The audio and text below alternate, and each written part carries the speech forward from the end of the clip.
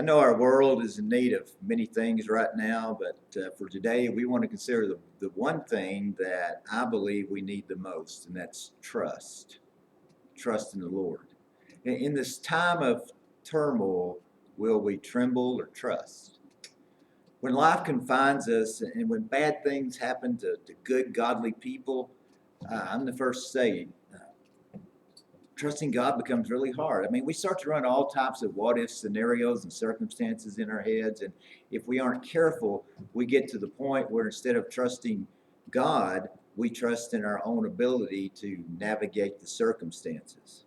Most of us, I guess I should say all of us, have faced disappointments in life. And what it's taught us is that we can only depend upon ourselves. But living the life God has called us to means unlearning that lesson. We're meant to trust God. Psalm 28:7, the Lord's my strength, my shield, my heart. Trust in Him. Psalm 37, the first 7 verses say, do not fret. Trust in the Lord. Delight yourselves in the Lord. Commit your way to the Lord. Trust in Him. Rest in the Lord. Do not fret. Charles Spurgeon said this, to trust God in the light is nothing, but to trust Him in the dark, that's faith. So how do we trust God in the dark, in all circumstances, in this pandemic time? We want to consider 5 thoughts on how to trust God in these circumstances. And I want to use an acrostic using the word trust. The first T stands for think about God's character. Let me read Lamentation 3:21 through 23. This I recall to mind, therefore I have hope. The Lord's loving kindness indeed never ceases. His compassions never fail. They're new every morning. Great is His faithfulness. So how can we grow in trusting God? By remembering God's faithful, steadfast character. I mean, these verses, I think, encourage us to remember 3 things daily about God. Number 1, the steadfast love of the Lord never ceases. Number 2, the mercies of the Lord never come to an end. They're new every morning.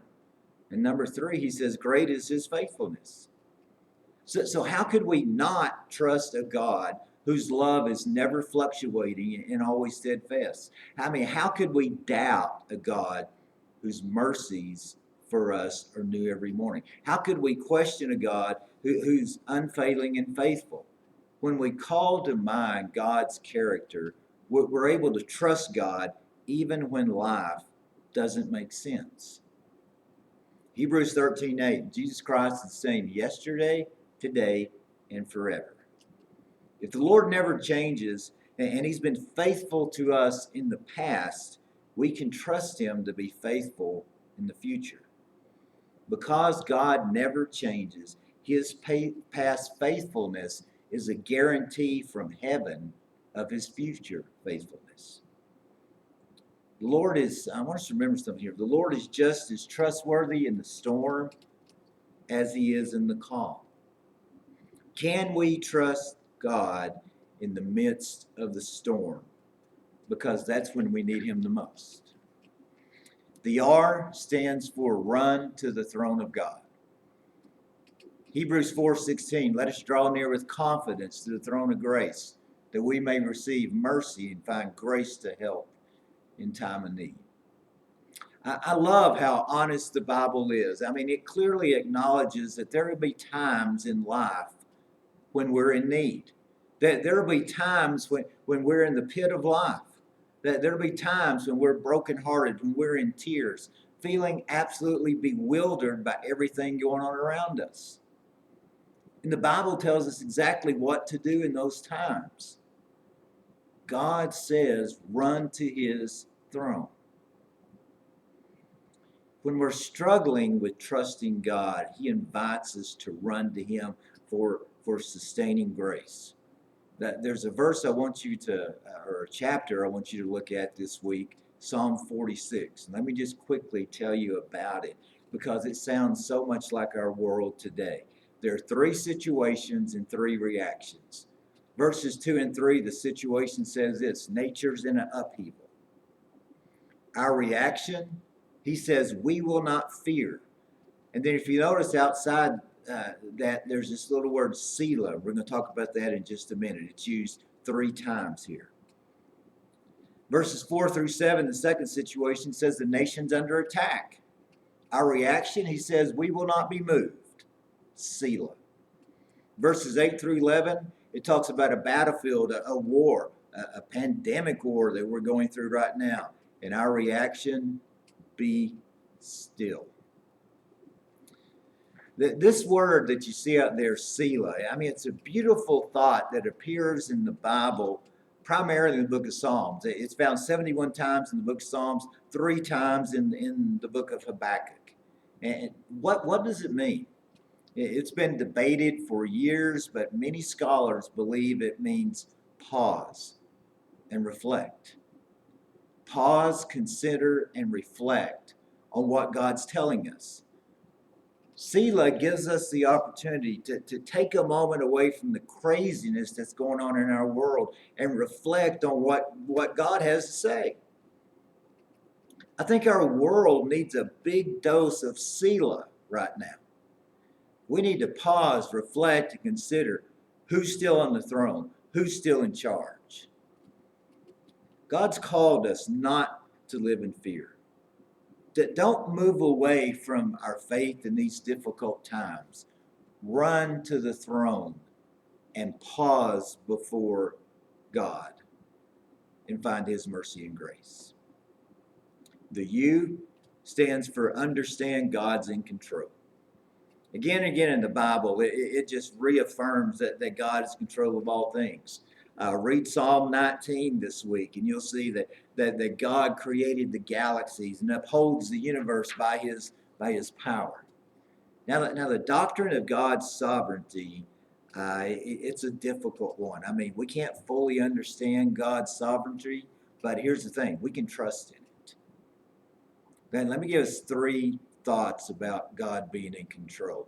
Number 1, because God is in control, we can trust Him in whatever circumstance we find ourselves in.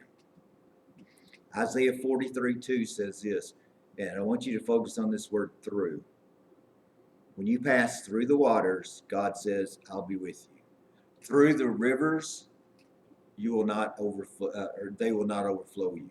When you walk through the fire, you will not be scorched.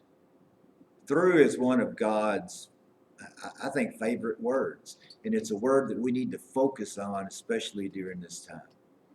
Number 2, because God's in control, we can trust Him for the future. Proverbs 19:21 says, many are the plans in a man's heart, but the counsel of the Lord, it'll stand forever. And I mean, we can definitely relate to that verse these past few weeks.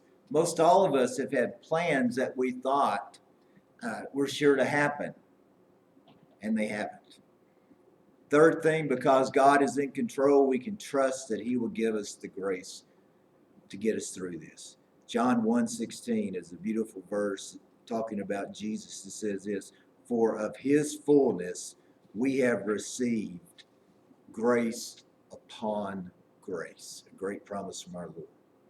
The S stands for still ourselves before God.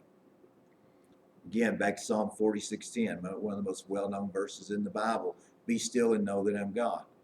But we have a wall hanging in our house that says, I got this, signed God.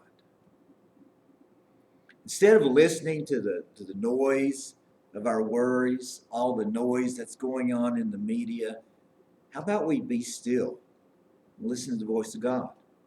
Be still and relax in the Lord. He's in control. Talk to Him. Trust Him. I mean, this is a theme that runs like a golden thread throughout the Bible. Let me give you a few examples. Exodus 14:14. The Lord will fight for you. You only have to be silent. Habakkuk 2:20. The Lord's in His holy temple. Let all the earth be silent before Him. Psalm 37:7. Be still in the presence of the Lord. Psalm 131 verse 2, I've calmed and quieted my soul. Being still in times of meditation means allowing God's heart and mind to penetrate ours. It gives room for God to speak. God's voice speaks the loudest when we're the quietest. Be still. The last T stands for take our problems to the Lord. Psalms are filled with David and the other psalmists crying out to God in their times of need. Let me give us a few examples. Psalm 55:17, every morning and noon I cry out in distress. He knows my voice. Psalm 61:1, hear my cry, O God, give heed to my prayer. Psalm 62:8, O my people, trust in him at all times. Pour out our heart to him. Psalm 142:1, I cry aloud with my voice to the Lord. Let's learn from the wisdom of the psalmist and from what Paul says in Philippians 4:6. Worry about nothing, pray about everything. I want to close by telling us a story about Annie Frank. Her story, I think, is just so relevant in this pandemic times. In 1929, she was born. In 1942, at the age of 13, Annie and others hid from the Nazis during the occupation of the Netherlands. On her 13th birthday, just before they went into hiding, she was presented with a diary. And during the 2 years in hiding, and listen to this, in a 450 square foot attic with 7 other people. Annie wrote about daily events in her diary, but she also wrote about her feelings and thoughts. Over time, she began to rewrite her individual diary entries into one running story that's entitled The Secret Annex. Before she was done, she and the other people were discovered, and that happened on August 4th, 1944. And despite the raid, part of her writings were preserved. Along with her sister, she was sent to the Bergen-Belsen concentration camp, where she died at the age of 15 in 1945. When I was reading her story, 2 thoughts came to my mind that I want to share for just a second. Number 1, for those of us feeling stir crazy already, she and the 7 other people hid in a 450 square foot attic for 761 days, quietly trying to remain undiscovered to stay alive. So I think our challenge is, maybe a perspective here. Let's all do our part to keep everyone safe and spend a few days or weeks at home. And remember our theme, stay in, stay calm, stay focused on God and His Word. The second thing, she said this, and this really hit me, writing helped pass the time. Several of the Psalms that David wrote are referred to as cave Psalms. During times of isolation, we see David writing down his thoughts and feelings. And those thoughts and feelings are still encouraging us today. Now, I've encouraged us before, but now maybe more than ever, I want to encourage us to get our diary, get our pen and paper, a journal, a computer, and write a psalm. Don't be afraid to write our feelings and thoughts. Think about this. We're encouraged 80 years later by her diary. And thousands of years since David wrote his feelings and thoughts, that they're some of the most encouraging words we need in 2020. And who knows? Maybe the words that we write today might be the very words that bring encouragement and more trust in God to people who in the future face their own pandemic. Trust today. Write words that will bring trust to future generations. And let's trust God to bring us through this pandemic.